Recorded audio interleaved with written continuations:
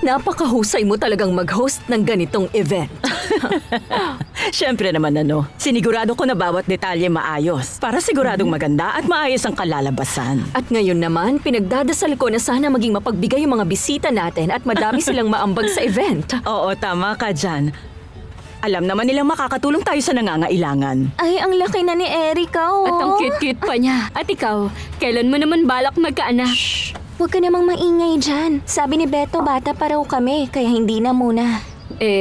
Kamusta naman kayo ni Senyora Valeria? Ayun, medyo mas maayos na kami ngayon. Pero pinagtatrabaho ko pa rin niya imbis na ituring kanyang anak. Ay, simula kasi nung umalis na si Berta, kailangan ko ng tumulong. Kung ako sa'yo, sasamantalahin ko na nandito lahat ng kaibigan niya para sabihin na anak ka ni Senyora Valeria. Gawin mo. Uy, darating ba si Fedra? Pupunta si Senyora Fedra, pero maya-maya pa siya darating. At kailan naman siya manganganak? Hindi ko kailangang ipaalam mo ikwento sa'yo yung detalye ng buhay ni Senyora. Sino ka ba para magtanong ng ganyan? Ako yung kapatid niyang lalaki.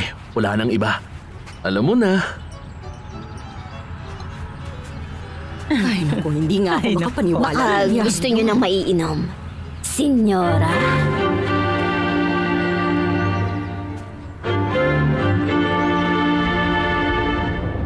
Anong may tutulong ko sa'yo? Magandang araw po.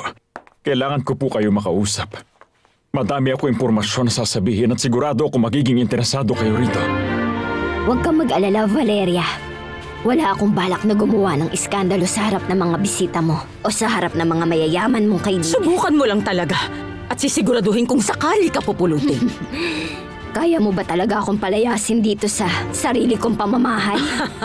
Ano ka ba? Hindi mo naman ito pamamahay. At saka, wala kang pag-aari rito. Kahit yung anak mo wala na nga, di ba? Ang akala niya, patay ka na.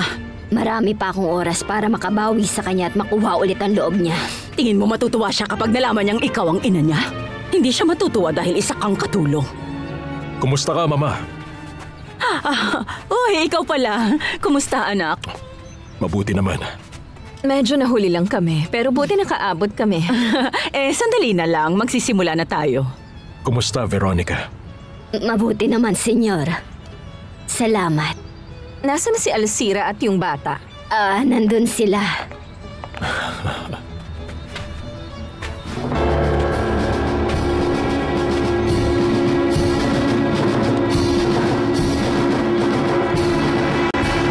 Nakalimutan kong i-donate itong singsing na ito. Engagement ring to na binigay sa akin ng lalaking pinakasalan ko. Malinaw sa akin na hindi totoong minahal niya ako.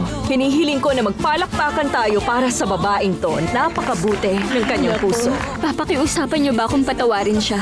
Kung alam mong mahal mo pa rin si Anibal, ipaglaban mo siya. Nagtiwala ako kay Anibal. Binigay ko sa kanya pati ang puso ko pero niloko niya ako. Nagtatrabaho ka kay Senyora Valeria, hindi ba? Opo, Senyora. Ang pagkakatanda ko, may matagal na silang empleyado na pinagkakatiwalaan niya. Si Berta? Oo. Wala na siya rito eh. Maraming nalalaman si Berta tungkol sa buhay niya, kaya siya pinapatay ni Valeria. Meron ka bang ebidensya? Rosalinda